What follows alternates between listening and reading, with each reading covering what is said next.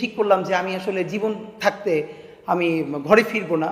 এর একটা বড় কারণ রামপুরায়, এটা অনেকেই আমার সাথে সাক্ষী, আমরা যখন মিছিল দিচ্ছি রামপুরা ব্রিজ থেকে অফ দ্য রোডের মাঝখানে জায়গাটায়, তো আমার থেকে হয়তো 5 ফিট দূরে হবে একটা ভাই, আমরা মিছিল দিচ্ছি।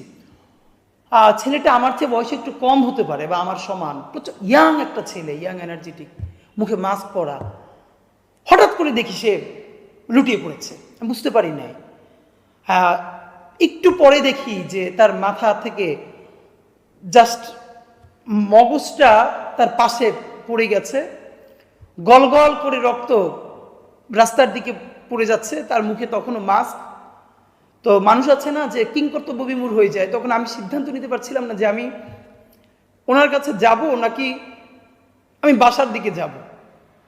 আমি স্থির হয়ে দাঁড়াই আছি যে 1 সেকেন্ডের পার্থক্য না, যে একটা ছেলে গল গল করে রক্ত পড়ছে, তার মস্তিষ্কটা মাথার পাশে, একদম পুরো মস্তিষ্কটা, এবং